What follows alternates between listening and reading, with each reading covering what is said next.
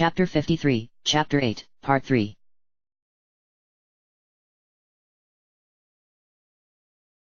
The Temple of the Sun. Midnight. After leaving Guradan's chamber and returning to the clock room, Mario already thought he knew what to do with the sun orb.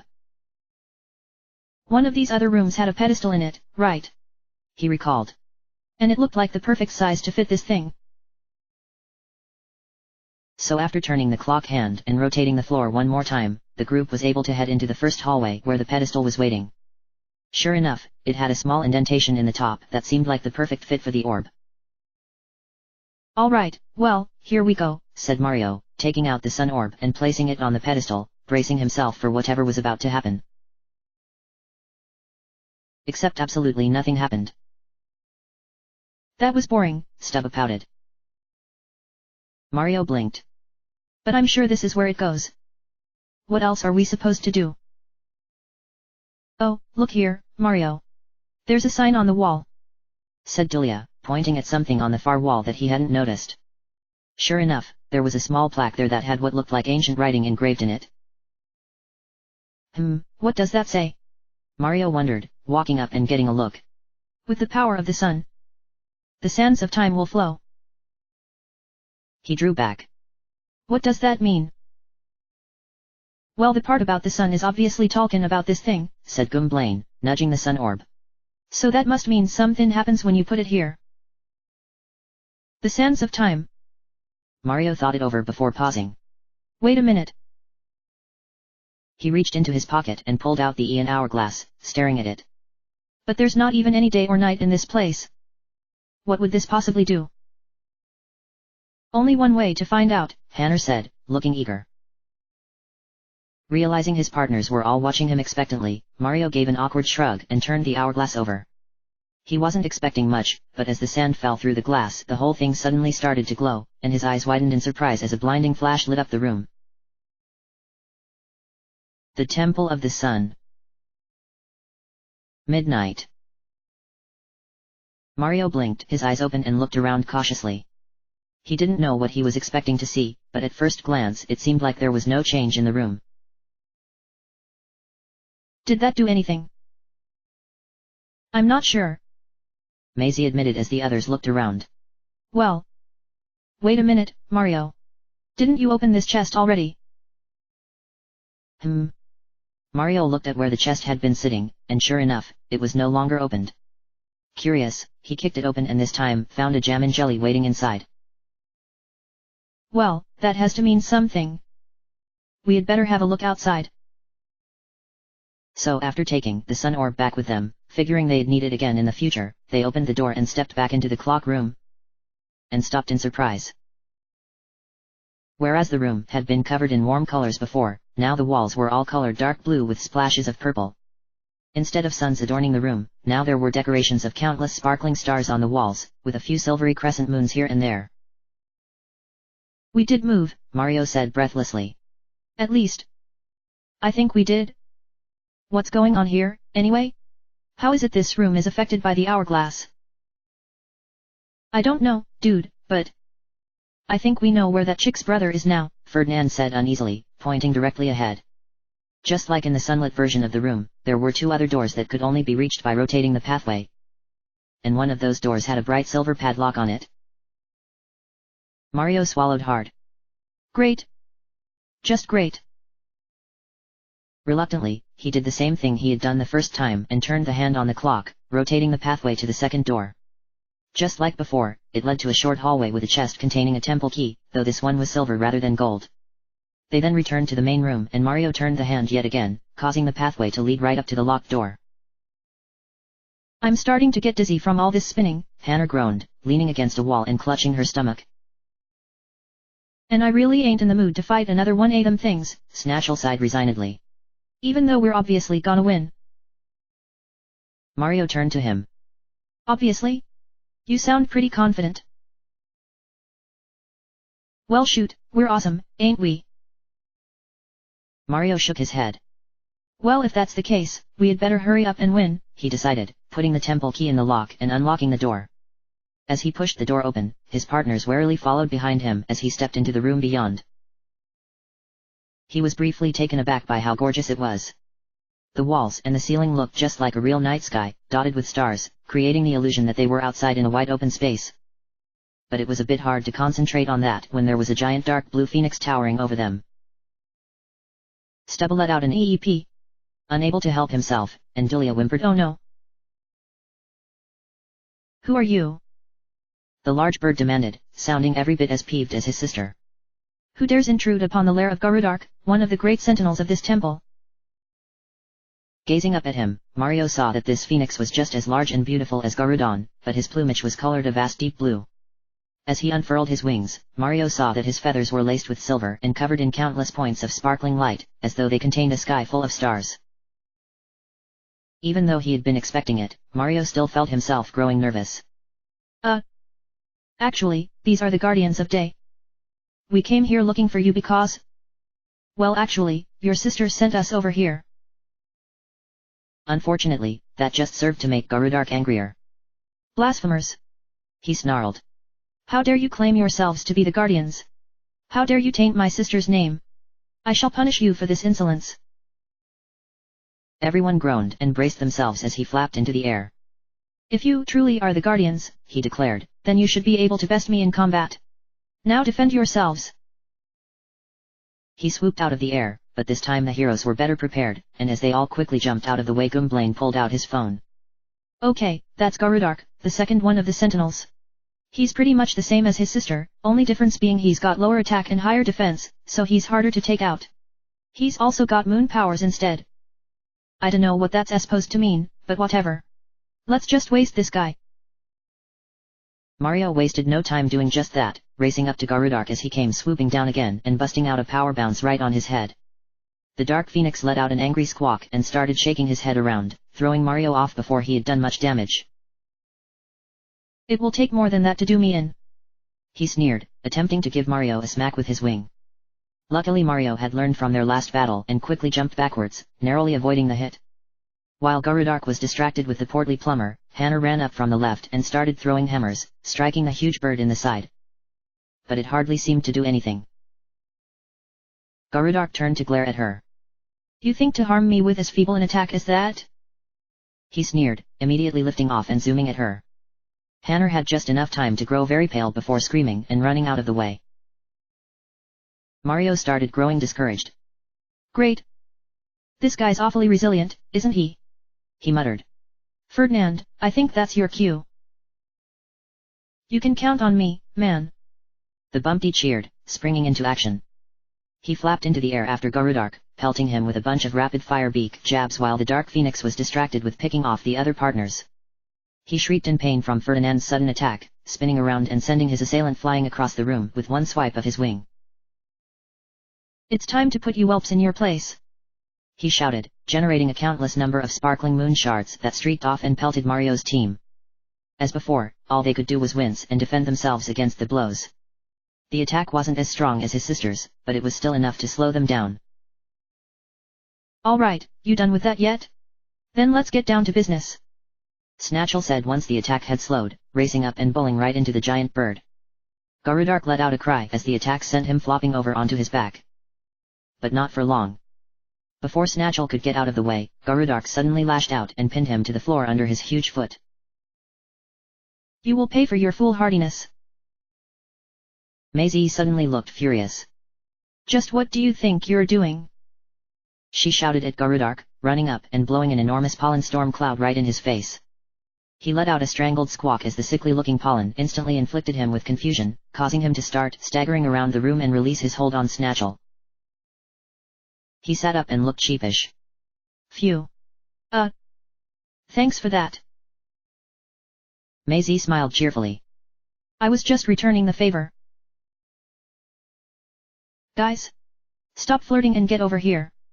Hannah shouted. The two of them snapped to attention and raced over to where the others had cornered Garudark.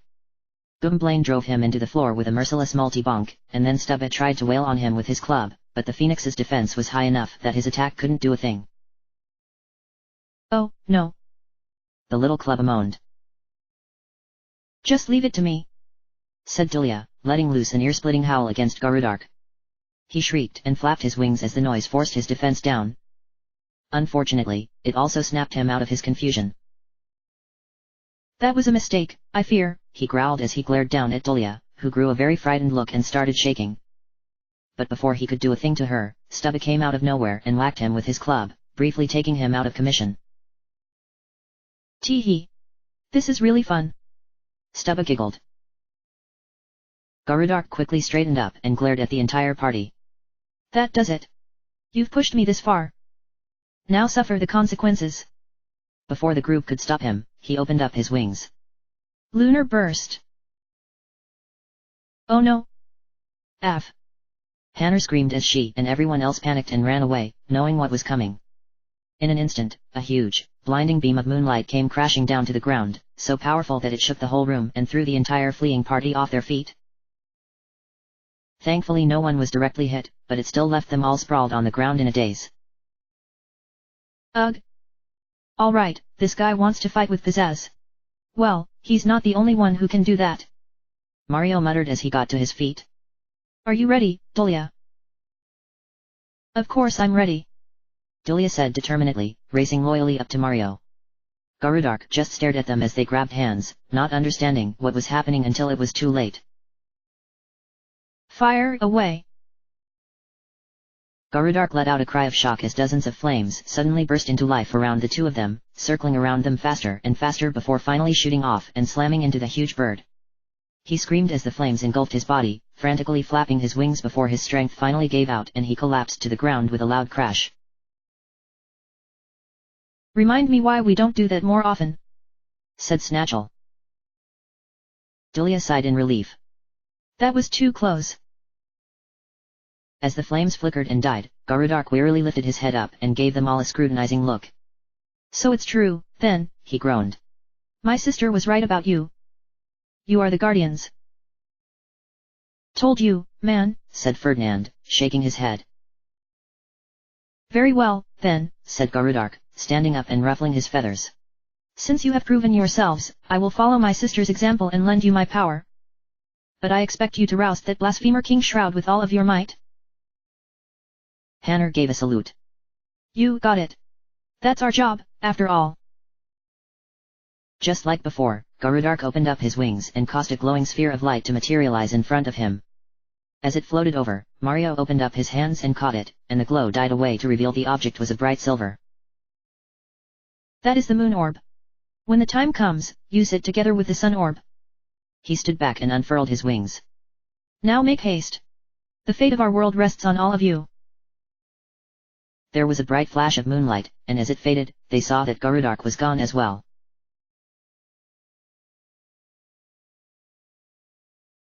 The moment Mario's team stepped back into the clock room, they all skidded to a stop in surprise. Wouldn't they? All right, that was not there before. They had reached a dead end with the clock room, and so had resigned themselves to backtracking all the way through the temple. But fate apparently had other plans. As soon as they had stepped outside, a bright glow began to fill the room, and as the team stopped and stared in awe, it gradually coalesced to form a wide staircase leading up and up. It seemed to be made out of pure golden light. Whoa! Can we go up that thing, Mario? Stubba asked eagerly. I have a feeling we're supposed to, said Mario. He craned his head up, but he couldn't see where the staircase led. At least, I hope we are. They all raced up the staircase, surprised to find that the glowing steps were perfectly solid. As they went, the room vanished underneath them and they found themselves ascending through darkness. Until they reached the very top. Wait! We're back here? Cried Hannah, looking confused. As she and the others arrived at the top of the stairs, they were surprised to find themselves back in the massive two-storied room, right in the middle of the floor. They had just come walking up through a hole in the floor that hadn't been there before. But there were no stairs here before. Where did they? Before Hannah could even finish, the floor that had been covering the stairs during their first visit magically rematerialized, appearing and solidifying out of thin air. Within seconds there was only green carpet, with no sign of the stairs underneath. Okay, forget it, I don't even care anymore. Magic, remember? Mario jokingly reminded Hannah. Alright, well since we're back here, I suppose the only thing left to do is go up those staircases. But the force fields are still on. I take it you didn't notice the pedestals over there? Asked Gwynplaine, gesturing over toward the staircases. Mario looked and realized that next to both of them there was indeed a short pedestal. And it just so happened that both of them had orb-shaped indentations. Aha! Well, no prizes for guessing what we do next. Mario walked over and placed the sun orb on the pedestal to the left, then put the moon orb on the one to the right. He immediately got a reaction once he did, both orbs began to glow, which in turn caused the faint glow that already filled the room to become brighter. There also seemed to be a low humming sound coming from all around them. The room was responding to the power of Garudon and Garudark, only with their permission could the upper floor of the temple be reached. The force fields covering the two massive staircases flickered and grew weak, and then finally vanished. Mario grinned. All right. Let's hurry on up there. The party ventured up the staircase on the left, though they ended up going at a walking pace, still gazing around in reverence at the beautiful room they were in. Once they finally reached the top, they were even closer to the huge vaulted ceiling and couldn't help but take a moment to stare up at that as well. Well, all right, there's 2 doors up on this floor. Where to first? Said Mario. I believe that's been answered for us, said Maisie, pointing over at the door on the right, which was bolted shut with a padlock. Oh, come on, the plumber groaned. All right, fine. Left door it is, then. The first thing behind that door was another long, plain hallway with no apparent obstacles, but the team was surprised to find new enemies prowling about. There were 2 varieties of them, one kind resembled an ornate sun, the other a crescent moon, but they both had somewhat cartoonish faces and hovered a few inches off the ground as they traveled back and forth. What are those things? Delia asked, confounded at the sight of them. They're called mini-suns and mini-moons. Yeah, try guessing which one is which, said Gwynplaine as he looked at his phone. They've got super high stamina and they can even heal themselves when their health gets low. But just like those Magiblots, they're weak to each other. Well, alright then, Mario sighed, preparing to face off against these stronger than normal enemies. The mini-suns and mini-moons attacked by firing small bursts of solar or lunar energy, and so Delia used the same strategy she had before and turned into a mini-sun, taking out most of the mini-moons in the process. The others had to take care of the remaining enemies, but they were extremely resilient, withstanding the team's blows and wearing them down very quickly. We really don't have time for this, Mario groaned, deciding to wrap things up quickly. He pulled out one of his shooting stars and held it over his head, summoning an entire shower of stars to come soaring down and crash into the enemies. Several partners said at the sight. Mario sighed in relief as the attack took out all the mini-suns and mini-moons. Or almost all of them. Oh no! Ack! Cried Hannah, finding herself trapped between a mini-sun and mini-moon. They both fired bursts of energy at her at once, and not knowing what else to do, she ducked out of the way. Both of her attackers' eyes bulged as they were each struck with the other's attack, immediately taking them out. Hannah cautiously opened her eyes and realized what had happened. Ha! My brilliant plan worked. Everyone else just groaned and shook their heads. Nice try, Dudette, said Ferdinand as they all set off without Hannah, leaving her standing where she was and pouting after them. As they entered the next room, they found themselves standing on top of one of 3 tall platforms rising up out of the floor. The only way to reach the next door was by crossing over the platforms somehow, but they were far too far apart to jump, even for Ferdinand. Well, how do we get across this? Mario wondered. I'm gonna guess it's got something to do with these blocks over here, said Gwynplaine, gesturing over at 6 blocks floating in the air to their right. Some of them were yellow and had the image of a sun on them, while others were blue and had a moon on them instead. All right. Hitting blocks. That's where I'm a pro, Mario said with a chuckle. I'll bet we just have to make it so they're all suns or something. He jumped up and hit one of the moon blocks, and just like he had thought, it immediately turned into a sun block. But the 2 adjacent blocks changed as well. They had both been sun blocks, but now they were moon blocks. Mario stared at them and deflated. Things just can't ever be easy, can they? Nonetheless, after a little trial and error he had finally solved the puzzle. Whenever he hit a block it would cause whatever blocks were next to it to swap patterns as well, but eventually he had hit them all in such a way that all of them became sun blocks. And just like that, there then came a brilliant glow from the edge of the platform that transformed into a floating yellow pathway leading to the next platform. That really is something. Just like that golden staircase that led us up to the main floor. I'd certainly like to know where they come from. Maisie said thoughtfully. Do they actually harness the power of the sun? Or is it some form of the Guardian's magic that? She looked and saw all the others had raced across without her. Or we can just not think about it, she sighed, following after them. On the second platform, Mario had to repeat the same puzzle with a second set of blocks, this time transforming them all into moon blocks. The glowing pathway that appeared after that led them over to the door, and they all hurried into the next room. Oh great, another bottomless pit, Gwynplaine grumbled as they entered. There was indeed what looked like a bottomless drop between them and the chest on the other side of the room, but spanning it was what looked like a twisting maze of pipes. These pipes were actually meant to hold up a small platform that was waiting for them on their side of the room. Ah, okay. I bet we just have to ride this thing across the room, Mario decided as they all stepped onto the platform. So, how do we start this thing? Oh, maybe we have to hit that switch over there, said Stubba, pointing at the blue switch to the side of the entrance. Except how do we do that? If we go over there and hit it, then it'll start without us. All right. It's Hannah's turn to shine. Hannah cheered, drawing back her arm and throwing her hammer over at the switch, hitting it dead on. Just like that, the platform underneath them gave a lurch and began to travel across the pit, following the path of the twisting pipelines. They actually wound up at a dead end a few times, but after figuring out how to steer the thing, they finally got it to lead them over to the chest on the far side of the room. All right, perfect, Mario said happily as he opened it and held up the temple key waiting inside. This must be the key that'll open the last door back in the great big room. Suddenly Ferdinand grew a gravely serious look on his face. Uh-oh. You know what this means, dudes? Backtracking. As soon as he spoke the word, there came a dramatic crash of thunder from somewhere that made the entire group jump and look around in confusion. What just happened? Asked Tulia. With the key in hand, they, rather disgruntled, group went back through the last few rooms before finally arriving back at the large room where the orbs were resting. This time they approached the door on the upper right, and as Mario unlocked it and pushed it open, they entered a new area of the temple. They were drawing ever closer to Peach. But only time would tell if they were ready for what was waiting for them.